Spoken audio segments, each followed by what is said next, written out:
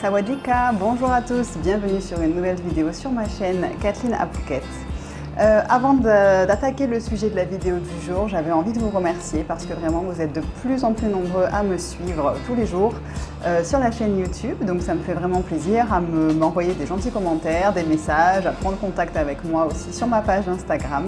D'ailleurs, si vous ne me suivez pas, vous l'avez ici, donc c'est Kathleen Phuket. Vous pouvez me suivre sur Instagram. Je poste assez souvent des stories et je partage pas mal de choses aussi là-dessus. Voilà, donc encore un grand merci à vous qui regardez ces vidéos. Si vous n'êtes pas encore abonné à ma chaîne, c'est aussi le moment de le faire. Il suffit de cliquer en dessous sur s'abonner et voilà, et vous verrez mes vidéos toutes les semaines.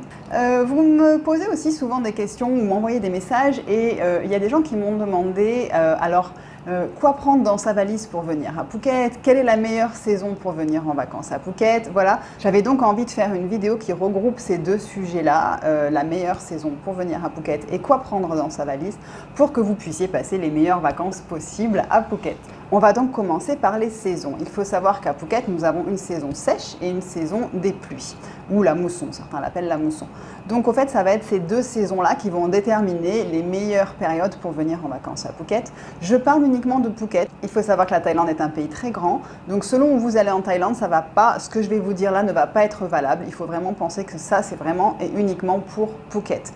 Krabi, Khao Lak, Panga, la baie de Panga, Koh Phi Phi, voilà, ça c'est tout ce qu'il y a autour de Phuket, donc ça c'est valable pour ce que je vais dire aujourd'hui. Quoi qu'il arrive, vous n'aurez jamais froid, hein. Il faut savoir que le plus froid, je crois qu'on a eu, ça doit être dans les 24-25 degrés et ça monte jusqu'à 38 degrés. Donc vraiment, voilà, ça sera entre 25 et 35 degrés en moyenne toute l'année. Vous n'aurez jamais besoin de mettre un pull, des chaussettes, des bottes, voilà, un manteau et une écharpe. Donc ça, ne vous inquiétez pas, il fait vraiment chaud toute l'année. C'est une des raisons pour lesquelles j'apprécie de vivre ici. Donc, mais il y a deux grosses saisons qui sont donc saison sèche, saison des pluies. Et pour marquer, au fait, pour se repérer dans ces saisons-là, en Thaïlande, il y a deux fêtes qui sont Loy Krathong et Songkran qui sont célébrées et donc ça marque à chaque fois la fin d'une saison. Ces fêtes-là sont liées à la lune, donc ce n'est pas fixe chaque année, on ne peut pas dire c'est le 3 avril c'est Songkran, non c'est pas vrai, ça va changer tous les ans. En gros, donc vous avez Loy Krathong qui est fin octobre jusqu'à mi-novembre en gros, et là c'est donc la fin de la saison des pluies. Donc on remercie l'eau en lui rendant hommage, en allant mettre un petit radeau dans l'eau. C'est des fêtes qui sont vraiment très sympas à faire. Donc si vous êtes là pour Loy Krathong, c'est un très beau événement à aller voir. Et ensuite, vous avez Songkran qui là est au mois d'avril généralement et c'est la fête de l'eau en général. Et là, on célèbre la fin de la saison sèche. Donc c'est le mois d'avril et donc là, voilà, on fait des batailles d'eau voilà, dans la rue. Ça, c'est vraiment un truc extraordinaire à faire. Donc pour récapituler, vous avez la saison des pluies qui est du mois de mai jusqu'au mois d'octobre-novembre. Et donc la saison sèche qui est du mois de novembre-décembre jusqu'au mois de mars-avril, voilà, jusqu'à Songkran. Je vais rentrer dans le détail parce que malgré ces deux gros blocs de saison, vous avez un peu des intersaisons où le temps est assez changeant et donc on peut, si on pense avoir voilà, du grand soleil, on peut aussi avoir un petit peu de pluie. Voilà, c'est un petit peu difficile à prévoir, hein, ça reste le temps, hein, on n'est pas maître de ça. Donc voilà, donc je vais vous rentrer un petit peu en détail, comme ça vous pouvez peut-être prévoir la meilleure saison qui vous conviendra pour ce que vous avez envie de passer comme vacances. Donc, je vais dire que décembre, janvier, février, mars, c'est la meilleure saison pour venir à Phuket. D'ailleurs, c'est la haute saison, ce qu'on appelle la très haute saison même. C'est là où les prix grimpent, que ce soit pour les vols, pour les hôtels. Voilà, les restaurants, non, en gros, c'est généralement pareil, mais les hôtels et les vols sont un peu plus chers à cette période-là, puisque au fait, c'est la meilleure saison au niveau des températures, au niveau du temps. C'est-à-dire qu'il fait dans les 25 degrés, 26 degrés la nuit, donc il fait bon, et la journée c'est entre 30 et 32 degrés. Donc c'est vraiment très agréable. Il pleut, mais c'est souvent la nuit qu'il pleut, et la journée il fait beau. Alors il y a bien sûr des exceptions, hein, ça arrive, j'ai en tête la sœur de Serge qui est venue passer, coucou Estelle, qui est venue passer 3 semaines en janvier, si je me souviens bien. Elle est arrivée pour le jour de l'an 31 décembre, et sur ces 3 semaines, elle a eu 15 jours de pluie, et c'était au mois de janvier. Et c'est vrai que c'est pas C'est pas normal d'avoir autant de pluie, mais ça arrive. Donc bon, malheureusement, il y a des choses comme ça. Mais j'ai envie de dire que voilà, si vous êtes sûr de vouloir passer, en plus c'est l'hiver en France et en Europe, donc ici ça fait du bien d'avoir des températures élevées à ce moment-là. Donc voilà, de décembre à mars, en fait, c'est la meilleure saison, j'ai envie de dire, pour venir à Phuket. C'est généralement là où il y a le plus de touristes. Voilà, on verra ensuite ce qui se passe, mais voilà, c'est la haute saison sur Phuket. Ensuite, en avril-mai, alors là, il fait encore chaud, très chaud, et là, c'est le début de la saison sèche. Donc là, il faut savoir que vous êtes sûr pratiquement de ne plus avoir de pluie pendant cette période-là. Par contre, il faut être capable de supporter des grosses chaleurs, puisque ça monte, j'ai des records dans le thermomètre de 38 degrés à l'ombre, hein, donc ça monte, il fait très très chaud. Il ne fait pas humide puisque c'est sec. Nous, par exemple, notre jardin devient tout sec, c'est de la terre à cette période-là, parce que j'arrose pas le jardin, il est trop grand, j'arrose que les petites plantes. Et dès qu'il repleut, de toute façon, hop, ça reverdit tout seul sans rien faire. Donc voilà, je ne vais pas user de l'eau. D'ailleurs, il y a des moments où pendant cette saison sèche, les puits qu'on a plus ou moins tous ici à Phuket, les puits sont très bas, les niveaux d'eau sont très bas, donc on fait attention à moins utiliser d'eau. Mais c'est vrai que si vous voulez être sûr de ne pas avoir de pluie pendant vos vacances, je dirais que avril, mai, juin, c'est vraiment la saison sèche par excellence. Donc vous n'aurez pas beaucoup de pluie, c'est certain, et vous aurez très chaud et vous pourrez vous baigner. Courant du mois de juin, on va doucement passer au début de la saison des pluies. Donc c'est vrai que là, il va pleuvoir assez souvent. Là où il pleut le plus souvent, moi je dirais à Phuket que c'est septembre-octobre. Là vraiment, il pleut vraiment beaucoup, beaucoup. On peut avoir des fois une semaine de temps pas beau, de grosses averses, on a des inondations sur Phuket. Il y a, voilà, si on est en scooter, on va se faire, on peut avoir ça d'eau et le scooter qui passe dans l'eau. Enfin voilà, c'est vraiment, c'est pas une super période. Alors on a quand même des belles journées, hein, c'est pas comme ça non-stop. Par contre, ce qu'il faut savoir, c'est que pendant cette période-là, donc en gros de juin à octobre, la mer est déchaînée, mais vraiment, c'est-à-dire que vous ne pourrez pas vous baigner. Enfin, c'est dangereux de se baigner en fait, hein. Il y a des drapeaux rouges, il y a des très grosses vagues, il y a beaucoup de gens qui meurent, qui vont se baigner et qui ne sont pas des très bons nageurs. Mais je ne me risque pas à me baigner pendant cette période-là parce que vraiment ça fait peur et puis c'est pas forcément agréable. Il y a des Thaïs et des gens qui font du surf par contre pendant cette période-là, où la mer a vraiment des grosses vagues. C'est pas Biarritz, hein, vous affolez pas, mais c'est quand même pas mal pour Phuket. Donc voilà, donc cette période-là, c'est pas forcément recommandé de venir. Moi, je vous le conseille pas. J'ai des gens qui sont venus au mois d'août, je pense à ma tante qui est professeure et donc qui a juillet-août comme vacances et elle m'a dit mais je vais venir au mois d'août, qu'est-ce que tu en penses? Et j'ai dit bah écoute viens, ce sera déjà mieux que rien, ce sera sympa. Et au final elle a eu sur une quinzaine de jours, elle a quand même eu du beau temps, donc elle n'était pas du tout déçue de ses vacances. Donc je ne vous dis pas ne venez pas du tout, parce qu'il y a quand même des choses à faire sur Phuket et il fait quand même, comme je dis, toujours chaud, donc vous trouverez toujours des choses sympas. Mais voilà, s'il y a une saison à moins recommander, c'est la saison en gros des pluies, donc de juin à en gros octobre. Ensuite, vous avez octobre-novembre et là, en fait, vous avez encore de la pluie, un peu moins, ça commence à se calmer, mais il fait toujours, il fait toujours chaud, ça change pas, et il y a des très belles journées et on voit que la mer commence doucement à se calmer, donc on voit que les vagues se calment. Au fait, c'est une question de vent. Un jour, c'est un capitaine de bateau qui m'a expliqué ça et qui m'a dit que, au fait, le vent change de sens, donc la côte qui est la côte ouest de Phuket où on se baigne, où il y a la plupart des villes, des petits quartiers touristiques. Voilà, le vent change de sens et donc il y a un côté de l'île qui va être sous le vent à un moment et après ça change, donc les vagues au fait changent de côté de l'île. Donc c'est pour ça que la mer se calme et le vent va doucement changer de sens pour arriver doucement au mois de décembre où là vraiment ça devient la belle saison et où la mer est vraiment calme. Voilà, donc je pense qu'en gros vous avez une bonne idée de quand venir sur Phuket selon ce que vous recherchez, selon ce que vous avez de disponible pour vos vacances, voir si c'est quelque chose qui va vous convenir au niveau de, voilà, du temps, des températures. Et ensuite là on va passer à la deuxième partie de cette vidéo qui est quoi mettre dans sa valise quand on vient pour des vacances à Phuket. Donc déjà je voulais vous dire qu'on trouve vraiment de tout à Phuket. C'est pas la peine de vous charger, vraiment, vous pourrez acheter beaucoup de choses ici. Et donc c'est vraiment, il faut voyager léger, j'ai envie de dire. C'est pas la peine de prendre beaucoup de choses. Au niveau des chaussures, vous pouvez prendre des chaussures Tongs, même si vous pouvez en trouver beaucoup ici à acheter pas cher. mais prenez des tongs, des chaussures ouvertes, des chaussures qui sont faciles à enlever surtout. Pas des choses comme je pense à certaines filles qui mettent, comme moi j'ai fait au début aussi, des chaussures avec des brides, avec la petite boucle à mettre et tout ça. Non, non, il faut que vous puissiez les enlever en une seconde parce qu'on se déchausse de partout. Donc vraiment des chaussures faciles à enlever et à remettre, surtout que vous allez sûrement visiter des temples, aller dans des endroits où il faut enlever ses chaussures. Donc ça, prenez une paire de baskets qui va vous servir si vous allez faire un peu de sport, si vous avez envie de courir, si vous avez une petite rando à faire ou une petite marche, voilà, ça peut être bien vraiment. Et franchement, pour les filles, je dirais une paire de talons, c'est large. Vous avez assez parce que vous allez voir que vous allez les mettre peut-être une fois pendant vos vacances. Pareil pour les hommes, une paire de chaussures un petit peu plus habillées, autre que tongs ou baskets.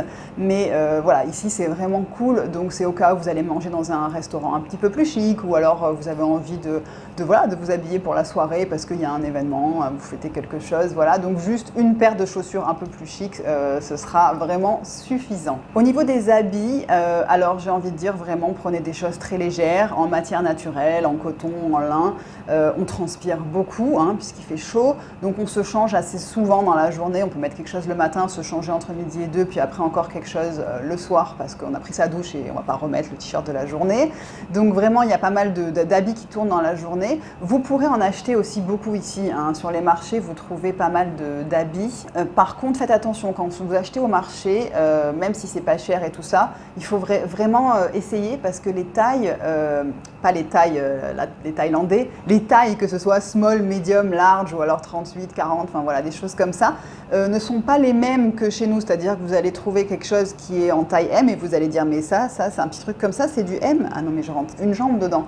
Voilà, donc c'est des choses, j'ai envie de dire, avec des standards asiatiques, donc qui sont des gens souvent plus petits, moi qui suis grande, hein, ou alors les gens qui sont un peu plus costauds, comme Serge par exemple aussi.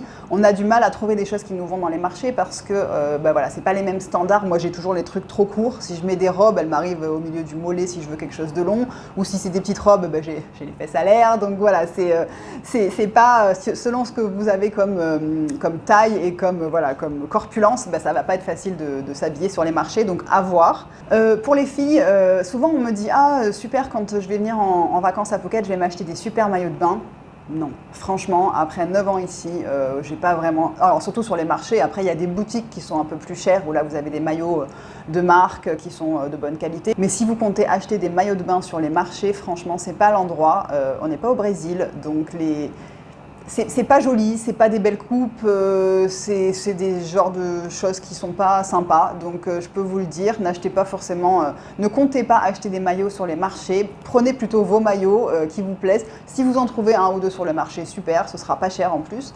Mais ne comptez pas dessus. Vraiment, prenez vos maillots parce que... Et puis les tailles sont pas bonnes non plus. Voilà, c'est vraiment des petits formats les asiatiques. Donc ça ne correspond pas forcément tout le temps. Donc pensez à ça, prenez des maillots de bain et prenez-en beaucoup parce que ça sèche difficilement. Donc vous savez, les maillots de la veille qui ne seront pas secs le lendemain. Donc voilà, pour ne pas remettre le maillot mouillé, ben, c'est sympa d'en avoir plusieurs hein, pour tourner. Voilà, ça c'est petit conseil à la Kathleen. Et pour les balades en scooter ou alors si vous venez pendant les saisons des pluies, moi je vous conseille de prendre un Kawaii mais que vous avez ramené de France. Si vous avez un vrai Kawaii de la marque Kawaii, ben, c'est super. Il y en a aussi des très bien chez Decathlon, donc c'est ce qu'on a acheté ici. Parce que sinon, les Kawaii qui vendent dans les 7-Eleven, c'est vraiment des sacs plastiques avec des trous pour les mains et un trou pour la tête, quoi. Et au fait, ils se trouvent super facilement.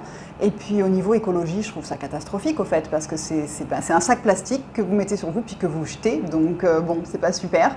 Donc si vous avez un Kawaii ou un truc de pluie, un poncho que vous achetez avant de partir et que vous utiliserez peut-être plus tard, bah, moi je vous le conseille parce que bah, voilà, c'est quand même mieux et puis ce sera, vous le garderez pendant toutes vos vacances et même après parce que là, vous risquez de devoir en acheter à chaque averse, quoi. Si vous loupez le bras où vous le mettez, vous faites un trou dans le Kawaii, quoi. Donc ça part à la poubelle, hein, les trucs du 7-Eleven. Autre chose, petit conseil aussi que je vous donne, c'est au niveau des crèmes solaires.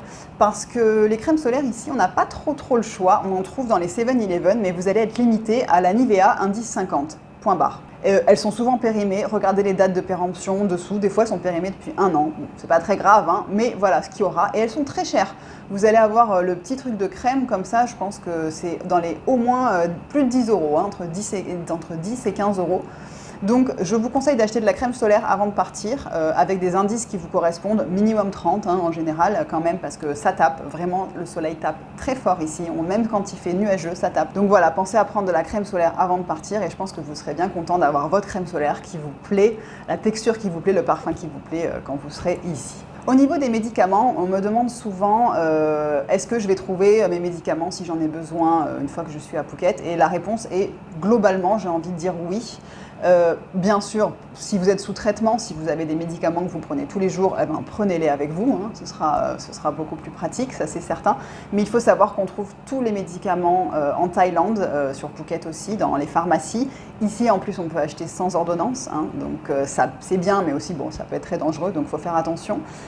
Par contre les pharmaciens, les petites pharmacies que vous avez de partout ici en bord de route, il faut savoir que ce ne sont pas forcément des pharmaciens que vous allez trouver à l'intérieur, c'est juste un vendeur qui va être capable de chercher un médicament que vous lui demandez, mais elles ne pourront pas vous conseiller. Donc il y a quelques pharmacies qui sont un peu plus grosses, voilà, où là c'est sûr vous avez des vrais pharmaciens qui vont vous donner des conseils, qui vont connaître les médicaments, mais ne vous fiez pas à une petite pharmacie, ne vous dites pas ah c'est une pharmacie, il y a un pharmacien à l'intérieur comme chez nous en France où c'est obligatoire, ici non.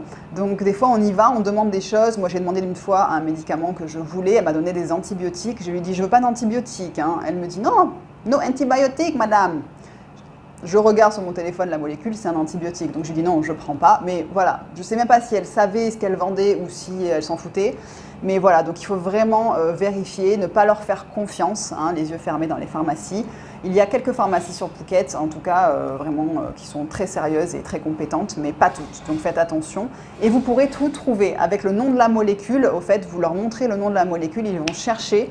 Et souvent, vous avez le médicament sous une marque Thaï, donc ça va être pas cher et vous pouvez en acheter sans ordonnance. Donc ça, c'est bien. Les anti-moustiques, au fait, vous allez en trouver de partout. Alors si vous en avez que vous aimez, vous pouvez les prendre de chez vous en France, mais sinon vraiment n'ayez pas peur, il y en a dans toutes les pharmacies, dans tous les 7-Eleven, les Family Mart, enfin, vous avez des anti-moustiques de partout, puisque les Thaïs aussi mettent de l'anti-moustique, voilà, nous aussi. Donc voilà, ça n'ayez pas peur, vous pouvez en trouver, ça coûte pas cher, vous en avez plein de différents et voilà, vous pourrez en trouver facilement. On me demande aussi des fois pour les prises électriques, donc il faut savoir que les prises qu'on a en France rentre sur les prises Thaï, donc ce n'est pas la peine d'avoir des adaptateurs, tout marche très bien, c'est du 220 volts ici aussi, donc il n'y a pas de différence au niveau du voltage, donc sur ça, pas besoin d'adaptateur, en tout cas pour la Thaïlande. Au niveau de l'argent, on me demande des fois aussi comment ça se passe, alors il y a des distributeurs automatiques de billets de partout. Donc vous pourrez retirer de l'argent avec votre carte, hein,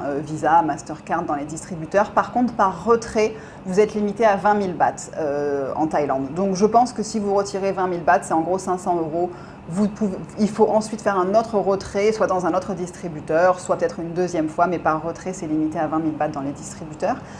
Il faut savoir que pas beaucoup de personnes prennent la carte bleue, donc moi je conseille tout le temps aux gens, ici on fonctionne beaucoup avec l'espèce, même si maintenant quand même de plus en plus il y a le QR code. Alors vous ça ne vous concerne pas parce que si vous venez en vacances, vous n'êtes pas, le QR code est relié à votre compte en banque Thaï, donc voilà.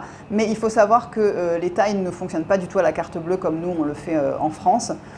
Donc c'est beaucoup d'espèces et vous avez aussi beaucoup de billets puisque le plus gros billet est 1000 bahts, ce qui donne en gros 25 €. Donc ça c'est la plus grosse coupure que vous aurez, il n'y a pas plus que ça. Et donc voilà, vous allez avoir beaucoup de billets, beaucoup de pièces, mais il faut toujours avoir l'espèce sur vous parce que c'est comme ça qu'ici on fonctionne. Les cartes bleues ça marche dans les supermarchés, dans les grandes surfaces, voilà. Mais pas de partout et dans les petits magasins, alors vraiment pas. Donc il faut toujours avoir de l'espèce sur soi. Vous pouvez aussi venir avec de l'espèce et aller le changer dans des petites maisons là, qui changent l'argent, donc les petites baraques à change. Et là, il faut voir parce qu'il y a des taux différents selon chaque petit magasin de change. Les banques ne sont pas forcément avantageuses pour aller changer l'argent, hein. Je vous conseille plutôt de le faire dans les petits bureaux de change qui sont sur le bord de la route. À vous de voir, demander le taux de change, demander combien normalement, vous dites j'ai tant d'euros, elle va vous écrire sur un papier, elle dit ça fait ça de bahts. Essayez à vous de voir quel est le plus avantageux, mais voilà, ça fonctionne beaucoup en espèces ici. Voilà, la carte bleue, elle vous servira pour des gros montants ou à l'hôtel ou voilà, des choses comme ça. Voilà, mais je pense qu'on a couvert un petit peu les points importants pour en tout cas venir passer des bonnes vacances sur Phuket, hein, choisir la saison, choisir quoi mettre dans sa valise et quoi prendre avec soi pour, voilà, pour avoir les meilleures conditions pour passer des bonnes vacances. Voilà, n'hésitez pas à me dire aussi si j'ai oublié des choses ou si vous avez pensé à des choses à mettre dans votre valise et que voilà, je n'ai pas dites, mettez-les-moi dans les commentaires. Abonnez-vous à la chaîne, encore une fois je vous le répète, venez me suivre sur mon compte Instagram aussi, vous allez voir, c'est sympa. Et voilà, ben en tout cas je vous remercie d'avoir regardé la vidéo jusqu'au bout et puis je vous souhaite une très très belle journée, puis je vous dis à la semaine prochaine pour une nouvelle vidéo. Bye bye.